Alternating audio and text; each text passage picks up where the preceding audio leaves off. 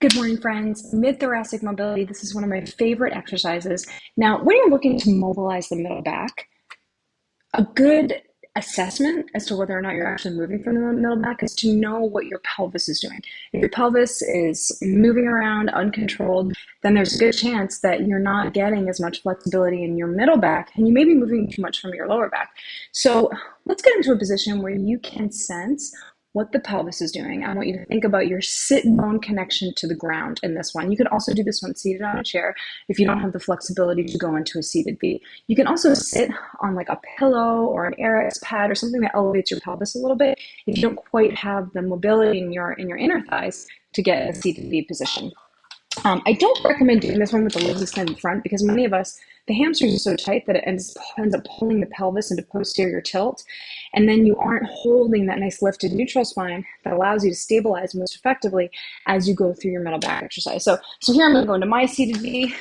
I'm going to go into a nice wide seated V so I get that inner thigh flexibility. I was a professional dancer, so you don't have to go this wide with the legs to achieve the middle back flexibility. I like this because even if you're, 45 degrees or 30-degree angle in between the heels, that's completely fine. The important thing is, can you find your forward position on your sit bones as you're in the seated V, or if you're sitting on a chair, just find those two sit bones, those bony points underneath each glute, and you're going to try to equalize the pressure between both. But then you may be shifting back on like posterior or backwards on the sit bone. So I want you to think, go a little bit forward, find that forward position, and then anchor your heels into the ground. So you're gonna anchor them in and then like slightly pull them together so that if the floor was slippery, they would come together.